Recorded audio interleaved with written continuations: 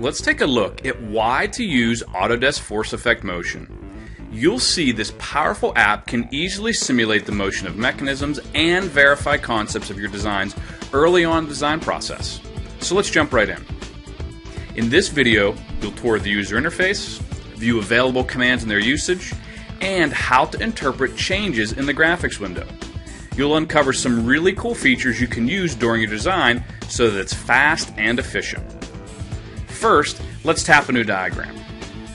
The info icon in the upper right-hand corner gives access to more help available for ForceEffect Motion.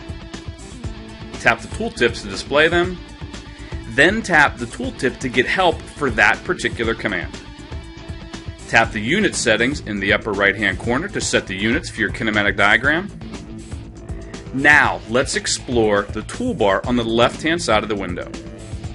This toolbar contains the most commonly used commands. Tap Create Element to draw the diagram. Dimensions are automatically displayed. Tap the dimension to edit the value. Notice that the dimension is marked with an asterisk, and it holds this position. To unfreeze the dimension, just clear the entry and tap Done. Use 2 fingers to zoom and pan. Double tap to zoom the entire screen. Tap the Supports command on the left toolbar to add supports. So now let's add a fixed support. The colored symbol at the top right of the window is the degree of freedom indicator. This indicator gives you feedback on the solvability of the entire mechanism. It has 3 different states that update as you make changes to your diagram. The blue symbol indicates an under-constrained mechanism with too many degrees of freedom. This means that your diagram has multiple possible solutions. Therefore, the motion performance may not be repeatable or reliable. The red symbol indicates an over-constrained mechanism. It cannot move in any direction.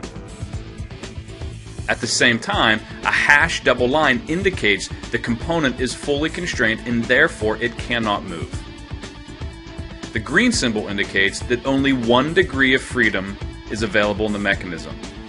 This ensures consistent and reliable motion performance of your diagram. For most predictable results, create a mechanism with 1 degree of freedom whenever possible. Use the kinematic drag mode to manipulate the motion of the mechanism without requiring a motor or linear actuator.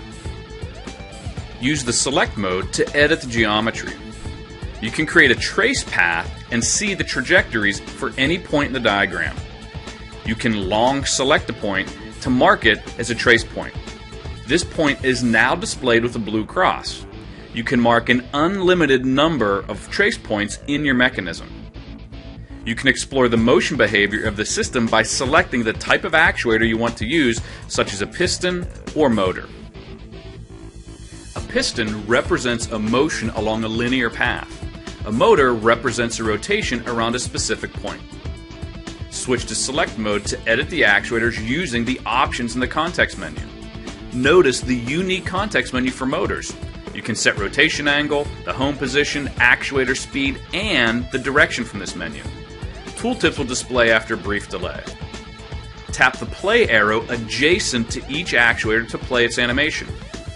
You can see the play toolbar at the bottom of the window after selecting an actuator.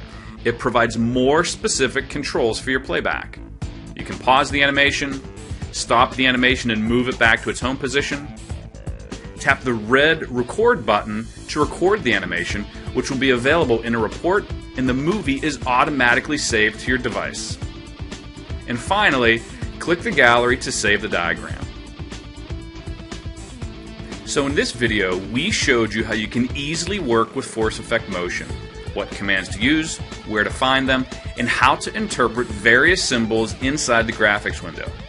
Watch the next video about the connection between ForceEffect Motion and ForceEffect, and the tools for viewing and sharing diagrams. Thanks for watching, and have a great day.